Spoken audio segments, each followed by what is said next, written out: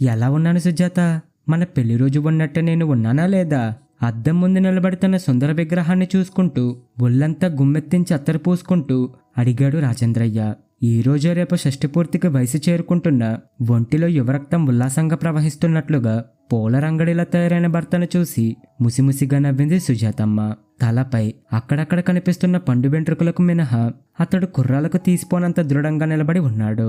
ఏంటి నవ్వుతున్నావు అని ఉక్రోషంగా భార్యను అడిగాడు. తాతయ్య గారు అయ్యే సమయం దగ్గరికి వచ్చినా మీరు ఇలా నూతన మన్మధుడిలా తయారైతే నవ్వు రాదా మరి? నవ్వు ఆపుకుంటూ అంది సుజాతమ్మ. ఆమె పక్కన కూర్చొని సుతారంగా బుగ్గల్ని రాస్తూ అడిగాడు రాజేంద్రయ్య. నిజంగా నేను తాతయ్యనైపోతున్నానంటావా? ఆ మాటల్లో ఏం శ్లేషం దాగున్నదో గాని ఆ వయసులో కూడా సుజాతమ్మ చెంపలపై గులాబీలు వికసించాయి.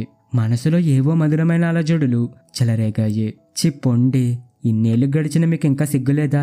అంది తను సిగ్గుపడుతూ. భార్య భుజాల మీద చేతులు వేసి దగ్గరగా తీసుకుంటూ, అలా సిగ్గుపడుతూ ఉంటే మన మొదటి రాత్రి కన్ని సుజాతమ్మలా ఉన్నావు అన్నాడు మధురంగా. సుజాతమ్మ ఇంకా మెలికలు తిరిగి తలదించుకుని నవ్వుకుంది. హఠాత్తుగా లేచి నిలబడి, ఉండు సుజాత, అలా బయటికి వెళ్ళొస్తాను అన్నాడు రాజేంద్రయ్య పంచె సవరించుకుంటూ. ఆకాశంలో పూల ఊయాల ఊగినంత పరవశంగా మైమరిచిపోయిన సుజాతమ్మ దబ్బున నేల మీదకి పడినంతగా ఉలిక్కిపడింది ఒక్కసారి. అలా బయటికెళ్ళొస్తాను అని అతడంటే దానికి అర్థం ఆమెకు తెలుసు. అతడు ఎక్కడికి వెళ్తున్నాడో, ఎందుకు వెళ్తున్నాడో ఆమెకి స్పష్టంగా తెలుసు. అయినా అతడిని ఆపలేని అసమర్థత ఆమెది. 17 ఏళ్ల వయసులో ఆ ఇంటి గడప దొక్కింది మొదలు నేటి వరకు అతడు ఆ నియమాన్ని తూచ తప్పకుండా పాటిస్తూనే ఉన్నాడు. అతడు వెళ్ళేది ఏ గుడికో గోపురానికో అనుకుంటే అది పొరపాటే. అతడు వెళ్ళేది ఊరి చివరిలో ఉన్న మాలతి అనే స్త్రీ ఇంటికి. 15 రోజుల పండగ ముగిసిన సాయంత్రమే విలాసంగా తయారై బయలుదేరిన భర్తను చూసి ఏదో ముఖ్యమైన పని మీద వెళ్తున్నాడని సమాధాన పడింది సుజాతమ్మ. కానీ ఆ అత్యవసరమైన రాజకార్యమేమిటో ఆమెకు 4 నెలలు గడిచక్కగానే తెలిసి రాలేదు. ఏంటా పని అంటూ భర్తను నిలదీసింది. చూడు సుజాత, నాకు మాలిని అంటే ప్రాణం. ఎవరిని కన్నెత్తి చూడని ఆమె నన్ను కరుణించి దగ్గరైంది. అయినా నేను నీకేదైనా తక్కువ చేస్తే బాధపడాలి గాని నిన్ను మహారాణిలా అందలమెక్కించి పూజించుకుంటూ ఉంటే నా ఈ చిన్న బలహీనతని పట్టుకొని ఎందుకు బాధపడతావని నిర్మోహమాటంగా తన మనసుల మాటని వెల్లడి చేశాడు రాజేంద్ర. హతాశురాలైంది సుజాత. పురిటికి పుట్టింటికి వెళ్ళినప్పుడు తను ఇక భర్త దగ్గరకు తిరిగి వెళ్ళదని మొండిగా తలపట్టుకుంది. తల్లి ఆమెకు హితబోధ చేసింది. మగవాడు అన్ని రకాల పువ్వుల మీద వాలి తీయ తేనె దండుకుని గండు తుమ్మిద లాంటి వాడని, ఆడది సహనంతో సర్దుకుపోవాలని నచ్చజెప్పింది. అతడు బయట తిరగకుండా కట్టడి చేయగలిగితే చెయ్యి. పరా స్త్రీల దగ్గర అతడు కోరుకున్నదేంటో కనిపెట్టి నువ్వే అందించు. అప్పుడైనా మారుతాడేమో చూద్దాం. తల్లి చెప్పిన సూక్తులను అమలు చేసే మార్గంలో ముగ్ధలాంటి సుజాత జానయింది. భర్తకు అనుగుణంగా మారి అతడిని అలరించే ప్రయత్నం చేసింది. అయినా ఫలితం శూన్యం. రాజేంద్ర తన పని తాను చేసుకుపోతూనే ఉన్నాడు. అతడు సుజాత సమక్షంలో ఉన్నప్పుడు ఆమె మీద తన ప్రేమంతా కొమ్మరించి ఆమె ఉక్కిరిబిక్కిరయ్యేలా చేస్తాడు. తన పంచప్రాణాలు ఆమె మీద లగ్నం చేసినట్లుగా ప్రణయామృతాన్ని పంచిపెడతాడు. అతడు మారుతాడన్న ఆశతో ఓ రోజు, యావండి, నేను మీకోసం ఎన్నో రకాలుగా మారాను. మీరు సంతోషిస్తే చాలని మీకు నచ్చిన విధంగా ప్రవర్తిస్తున్నాను. కానీ మీరు మాత్రం ఆ పాడు మాలని ఇంటికి పోవడం మాత్రం మానడం లేదు. ఇది నేను ఎలా భరించగలనండి అడిగింది కళ్ళనీళ్ళ పర్యంతరం అవుతూ. రాజేంద్ర ఆమెను సందిట్లో పదవికొని ఊరడిస్తూ, పిచ్చి సుజాత, రోజు ఇంట్లో పంచభక్ష పరమన్నాలతో భోజనం చేసేవాడికైనా సరే మన ఊరి చివర రంగమ్మ పూరిపాకలో కట్టె పుల్లల మంట పెట్టి కాల్చిన పెనం మీద దూరదూరగా వేగే పుల్లట్ల మీదకి మనసు పోక తప్పదు. జీవితంలో ఒక్కసారైనా దాన్నోసారి రుచి చూడాలని మనసు పీకుతుంది. అలాగే నేను. కాకపోతే నేను రోజు మాలిని దగ్గరికి వెళ్లకుండా ఉండలేనంటే అర్థం చేసుకో అన్నాడు. తాను చేస్తున్నది సమంజసమేనన్నంత ధీమాగా నిర్గంతపోయింది సుజాత. తనని విందు భోజనంతో పోల్చినందుకు ఆనందపడాలో, పొగచూరిన పొయ్యి మీద కాలిన పుల్లల్లాంటి మాలినిని వదలనన్నాడని బాధపడాలో తెలియలేదు ఆమెకి. ఈ జన్మలో తాను అతన్ని మార్చలేనని స్పష్టంగా అర్థం చేసుకుంది. జీవితంలో రాజీపడి బ్రతకడం మొదలుపెట్టింది. కాలక్రమేణా 4 బిడ్డల తల్లైన సుజాత వారిని పెంచి పెద్ద చేసి వారి బాగోగులు చూడడంతో సుజాతమ్మగా రూపాంతరం చెందింది. క్రమం తప్పక మాలని ఇంటికి వెళ్ళొస్తున్న రాజేంద్ర మీసాలు చెంపలో నెరిసి హుందాగా కనబడుతూ రాజేంద్ర అయ్యాడు. కానీ సుజాతమ్మ మనసులో చల్లారిందనుకున్న అగ్నిపర్వతం మాత్రం అప్పుడప్పుడు బద్దలై వేడి లావాను విరజమ్ముతూనే ఉంది. ఎందుకు కన్నీళ్లు పెట్టుకుంటున్నావు బంగారం? అల్లుడు గారు ఏమైనా అన్నారా? సన్నగా రాగాలు తీస్తున్న ముద్దుల కూతురు వసుధ అని అడిగింది సుజాతమ్మ. ఏమీ అనలేదు అన్నట్లుగా తలోపింది వసుధ. మరి మీ అత్తగారు ఏమైనా కేకలేశారా? లాలనగా కూతుర్ని పట్టుకొని ప్రశ్నించింది సుజాతమ్మ. మా అత్తగారు దేవత, నన్ను కాలు కింద పెట్టనీయదు వెక్కుతూనే వెల్లడించింది వసుధ. మరి ఏమైందో చెప్పు, నువ్వలా ఏడిస్తే నాకు ఎలా అర్థమవుతుంది? కాస్త విసుగ్గా అంది సుజాతమ్మ. అంతే, వసుధ ఏడుపు మరింత ఉధృతమైంది. జాలి ముంచుకొచ్చింది సుజాతమ్మకు. ముగ్గురు మగబిడ్డల తర్వాత పుట్టిన గారాల తనయ వసుధ అంటే తల్లిదండ్రులిద్దరికీ ఎంతో అపురూపం. మగపిల్లలు పెద్ద పెద్ద చదువులు చదివి దేశాంతరాలు పట్టిపోతే కళ్ళ ముందే కూతురుండాలని భావించి పక్క ఊరి సర్పంచ్ అయిన ఆనందరావయ్యకు ఏకైక కుమారుడు విజయ్కిచ్చి పెళ్లి చేశారు. విజయ్ అందగాడు, బుద్ధిమంతుడు. అగ్రికల్చర్ బిఎస్సి చదివి నూతన వ్యవసాయ పద్ధతులను ఆకలింపు చేసుకుని తండ్రికున్న 20 ఎకరాల పొలాన్ని 50 ఎకరాల సుక్షేత్రంగా విస్తరింపజేసిన గనుడతడు. వసుధ అతడికి ఆరో ప్రాణం. ఆమె కనుసైగ చేస్తే చాలు పరుగు పరుగున వచ్చి ఆమె ఎదుట వాలతాడు. ఆమె చిరుదరహాసం చెందిస్తే అది సమ్మోహనాస్త్రంలా పనిచేసి అతన్ని మైకంలో ముంచి మత్తెక్కిస్తుంది. ఇద్దరికీ పెళ్ళ 7 నెలలు కావస్తుంది.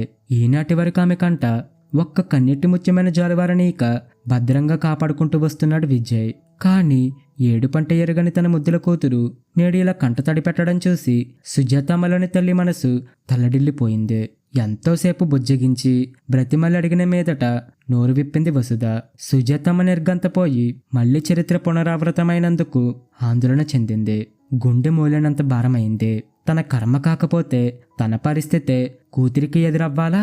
తన తల్లి స్థానంలో తనుండి ముద్దుల పట్టకి శుద్ధులు చెప్పవలసిన దుర్గతి పట్టింది. ఇదంతా తన తలరాత. మనసు దృఢం చేసుకొని సర్దుకుపొమ్మని కూతురికి చెప్పింది సుజాతమ్మ. అమ్మా, భర్త పరస్త్రీ వ్యామోహంలో పడికొట్టుకుంటుంటే ఆలి ఎంతగా అల్లాడుతుందో ప్రత్యక్షంగా అనుభవించిన దానివి నువ్వు. ఇప్పుడు నీ కూతురు అదే సమస్యతో సతమతమవుతుంటే ఇలా స్పందించడం న్యాయమేనా? వసుధల విషాదం అంబరాన్ని తాకింది. మరేం చెప్పనే, తగువలాడు వీధికెక్కమని చెప్పాలా? ఇద్దరు ఒకరిని ఒకరు కావాలని పెళ్లి చేసుకున్నారు. ఇప్పుడు అల్లరి చేసుకుంటే నష్టపోయేదెవరో? బరువుగా పలికింది సుజాతమ్మ. నువ్వు పాతకాలం దానివి. మొగుడు తప్పు చేస్తూ ఉంటే మరేమి చేయలేక చేతులు ముడుచుకొని కూర్చున్న అసమర్థురాలివి. కానీ నేను అలా కాదు. మొగుడింకో ఆడదాని వలలో చిక్కుకుంటే చూస్తూ ఊరుకోవడానికి నేను ఆనాటి పిచ్చి సుజాతాని కాదు. విజయ్ తన తప్పు తెలుసుకొని దిద్దుకున్నాడా సరే, లేకపోతే అతడికి నాకు రామ్ రామ్. నేను చదువుకున్నాను, నా బ్రతికదో నేను బ్రతకగలను. ఏడు పాపేసి నిబ్రంగా చెప్పింది వసుధ. ఆమె తెగింపునకు ముక్కున వేలేసుకుంది సుజాతమ్మ. సరే సరే, నువ్వంత దూరం వెళ్ళకో. మీ నాన్నగారితో విషయం చెప్పి అల్లుడితో మాట్లాడమంటాను, సరేనా అందే. కూతురనంత పని చేస్తుందేమోనన్న భయంతో శాంతించింది వసుధ. అయితే సుజాతమ్మ నోరు తెరిచి భర్తతో ఈ విషయాలేమీ చెప్పనవసరం లేకపోయింది. కూతురు కాపురంలో ఏ సంక్షోభం చెలరేగిందో అతడు స్వయంగా విని గ్రహించాడు. ఎందుకు అతడి హృదయంలో కలుక్కుమందొక్కసారి. భార్య ఈ విషయం తన చెవిన వేయకుండానే అల్లుడితో సంభాషించాలని బయలుదేరాడు రాజేంద్రయ్య. రండి రండి మావయ్య గారు, ఏంటిలా ఎండన పడి వచ్చారు? ఆదరంగా పలకరిస్తూ ఎదురెళ్లాడు. డైరీ ఫారంలోని గేదెలకు దగ్గరుండి మేత వేయిస్తున్న విజయ్. అక్కడే ఉన్న పట్టెమంచం వాల్చి దాని మీద దుప్పటి పరిచి మావగారిని కూర్చోబెట్టాడు విజయ్. లేత కొబ్బరి బండ ఒకటి కొట్టేయమని పాలేరుని పురవాయించాడు. కాస్త మాట మంతి జరిగాక విషయం ఎలా కదపాలో అర్థం కాక తటపటాయించిన మీదట నోరు తెరిచాడు రాజేంద్రయ్య. అమ్మాయి మా ఇంటికొచ్చేసింది బాబు, నేను వెళ్ళమనలేదే అన్నాడు విజయ్. నువ్వు వెళ్ళమని ఉండకపోవచ్చు, కానీ ఆమె తనంతట తానుగా గడప దాటేందుకు కారణమయ్యావు. ధైర్యం కూడగట్టుకుని అడిగాడు రాజేంద్రయ్య. అలానే మీ అమ్మాయి చెప్పిందా? వ్యంగ్యంగా అన్నాడు విజయ్. ఆడపిల్ల మనసు కష్టపడినప్పుడు ఏ విషయమైనా చెప్పుకునేది అమ్మా నాన్నలతోనే కదా బాబు, దీనంగా అన్నాడు రాజేంద్రయ్య. ఎంతకేం చెప్పిందేంటి మీ అమ్మాయి? పుల్లవిరుపు మాటలు విని తల్లడిల్లాడు రాజేంద్రయ్య. సంశయిస్తున్నట్లుగా చూసి నువ్వెవరా అమ్మాయిని మాట పూర్తి చేయలేక ఆగిపోయారు. విజయ్ ముఖం అప్రసన్నంగా మారింది. గ్రంథసాంగుడవైన నువ్వు నన్ను ఈ ప్రశ్న వేయడానికి తగినవాడివేనా అని ప్రశ్నిస్తున్నట్లుగా తోచాయి అతడి చూపులు. అవును మావయ్య, అప్పుడప్పుడు నేను పట్నంలో అమ్మాయిల దగ్గరకు వెళ్తుంటాను, ఇందులో తప్పేముంది నిర్లక్ష్యంగా అన్నాడు విజయ్. దాని వలన అమ్మాయి బాధపడుతుంది. నీకు తెలుసుగా, వసుధ ఏడవడం ఇప్పటి వరకు చూడలేదు నేను. అయినా దానికి ఏం తక్కువ? బంగారు బొమ్మలా ఉంటుంది అడిగాడు రాజేంద్రయ్య. మా అత్తగారు బంగారు బొమ్మే కదా మామగారు అన్నాడు విజయ్ అదోలా నవ్వి. అయినా మీరు మాలిని పొందు కోసం ఆరాటపడటం లేదు అన్న దెప్పి పడుపు అంతర్లీనంగా ధ్వనించింది అతడి మాటల్లో. బుర్ర భూమిలోకి కృంగిపోయింది రాజేంద్రయ్యకి. నిజానికి తనకి అతడిని ప్రశ్నించే అర్హత లేదు. అయినా సరే అల్లారముద్దుగా పెరిగిన గారాల తనయ కంట కన్నీరు చిందడం చూడలేక ఇలా వచ్చాడు. మగవాడింకో ఆడదాని వలలో చిక్కుకుంటే మగువ పడే ఆవేదనేంటో ఇప్పుడు తెలిసొస్తుంది అతడికి. మొగుడు సరసుడవ్వాలని ప్రతి మగువ ఆంక్షిస్తుంది. కానీ ఆ రసికత తనకు మాత్రమే పరిమితం అవ్వాలని ఆశిస్తుందని అర్థమవుతుంది అతడికి. ఆనాడు భార్య అభ్యర్థన అతన్ని అణుమాత్రం కదిలించలేకపోయింది. ఈనాడు కూతురి ఆక్రోశం గుండెని కరిగించవేసింది. నా కూతురు నీకేమైనా లోటు చేసిందా బాబు? బిడియపడుతూనే అడిగాడు రాజేంద్రయ్య. మీరు భలే వారే మావయ్యా, అలాంటిదేం లేదు. వసుధ అన్ని విధాలా నాకు అనుకూలవతి అన్నాడు విజయ్ చిరునవ్వు నవ్వి. మరి? అయోమయంగా అడిగాడు రాజేంద్రయ్య. ఈసారి భుజాలు కదిలేలా విరగబడి నవ్వాడు విజయ్. మీరెంత అమాయకులు అనుకోలేదు మావయ్య. ఇల్లాలు ప్రతిరోజు మనం ఆసక్తిగా తినే విందు భోజనం లాంటిది. ప్రియురాలు 5 స్టార్ హోటల్లో పింగాణి ప్లేట్లో తినే పిజ్జా లాంటిది. సాంప్రదాయ సిద్ధమైన భోజనం తిని తిని విసిగేసినప్పుడు ఫాస్ట్ ఫుడ్ రుచి చూడడంలో తప్పులేదు కదా మావయ్య. ఏ మనిషి అయినా వెరైటీ కోరుకోవడం సహజమే అన్నాడు. నివ్వెరిపోయాడు రాజేంద్రయ్య. ఇన్నేళ్లుగా మాలని చుట్టూ తిరుగుతున్నావు, ఈ పాటికి కూడా తెలీదా అని వెటకారిస్తున్నట్టుగా ఉన్నాయి విజయ్ ముఖ కవలికలు. తనకి శాస్తి జరగాల్సిందే. ఇన్నాళ్ళుగా తన భార్య చవి చూస్తున్న మానసిక హింస నేడు తన కూతురు కూడా అనుభవిస్తుంది. ఆనాడు సుజాత పడిన రంపకోత తెలుసుకోకుండా తన ఇష్టానికి తాను ప్రవర్తిస్తూ వస్తున్నాడు. తన పరస్త్రీని పుల్లటితో పోలిస్తే తన అల్లుడు ఫాస్ట్ ఫుడ్గా పోల్చాడు. తప్పు చేస్తూ దాన్ని సమర్థించుకోవస్తున్న తనకు అతన్ని నిలదీసే అర్హత లేదు. కానీ వసుధ కన్నీరు తొడవడానికి నయనో భయనో అతడి దారి మళ్లించాల్సిన బాధ్యత తన మీద ఉంది. అది కాదు బాబు, అసలే రోజులేం బాగాలేవు. అడ్డమైన తిరుగుళ్ళు తిరిగితే ఆరోగ్యం పాడవుతుంది. ఎయిడ్స్ మహమ్మారి పొంచి ఉంది కూడా. సుఖాల కన్నా ముందు ఆరోగ్యం ముఖ్యం కదా. తెలివిగాళ్ళుండి బెదిరించననుకున్నాడు రాజేంద్రయ్య. విజయ్ విలాసంగా నవ్వి, మీకు ఆ భయం అవసరం లేదులేండి. నేను వెళ్లేది హై క్లాస్ అమ్మాయిల దగ్గరికి. వాళ్ళు అన్ని రకాల జాగ్రత్తలు తీసుకుంటారు కనుక డోంట్ వరీ అబౌట్ మీ అన్నాడు మామగారి పక్క నుండి లేస్తూ. చెప్పింది చాలు, ఇక దయచేయండి అనే సందేశం అతడి మాటల్లో వినిపించింది. అంతేకాదు, ఇన్ని విషయాలు తెలిసిన లోకజ్ఞులు మీరే ఇలాంటి పనులకు పాల్పడితే ఎలా అన్నా మందలింపు కూడా. సుస్పష్టంగానే గోచరించింది విజయ్ వైఖరిలో. చేసేదేం లేక నిస్సహాయంగా వెనుదిరిగాడు రాజేంద్రయ్య. వసుధను ఎలా ఓదార్చాలో, ఆమె కాపులను ఎలా నిలబెట్టాలో అర్థం కావడం లేదతడికి. గురివెంద గింజకి ఇంకొకరికి నీతులు చెప్పే యోగ్యత లేదని అవగాతం అవుతుంది అతనికి. గడిచిన 3 రోజులుగా భర్త సాయంత్రం వేళకు బయటకు వెళ్ళకపోవడం గమనించిన ఆమె తనని అవహేళన చేస్తుందేమోనన్న అనుమానంతో భార్య ముఖంలోకి పరిశీలనగా చూశాడు రాజేంద్రయ్య. సుజాతమ్మ ముఖం ప్రశాంతంగానే ఉంది. నన్ను క్షమించు సుజాత, ఎన్నాళ్ళుగా నిన్ను క్షోభ పెట్టాను. రాముడికి ఒకే సీత ఉండాలని తెలుసుకున్నాను. భార్యని పట్టుకు బావురం అన్నాడు రాజేంద్రయ్య. సుజాతమ్మ సంభ్రమానందాల జడివానలో తడిసి ముద్దయింది. జీవితంలో మారడానుకునే భర్త ఇలా క్షమాపణలు కోరితే ఆశ్చర్యం కాక మరేంటి కలుగుతుంది? నీ మీదొట్టు, ఇక మీదట మాలనింటికి పోను అన్నాడు రాజేంద్రయ్య శపథం చేస్తున్నట్లుగా. ఆనందంగా నవ్వింది సుజాతమ్మ. కాస్త ఆలస్యంగానైనా శ్రీరాముడుగా మారాడు తన పతిదేముడు. తనకంతే చాలు తృప్తిగా నిట్టూర్చిందామె. అదే రోజు ఇంకొక సంతోషకరమైన వార్త ఆమె చెవిలో పడింది. ఆ మర్నాడు పెళ్ళాన్ని వెంట పట్టుకుపోయేందుకు వస్తానని కబురు చేశాడు విజయ్. అన్నట్లుగానే విచ్చేసిన అల్లుడికి అతిథి మర్యాదలు ఘనంగా చేశారు రాజేంద్రయ్య దంపతులు.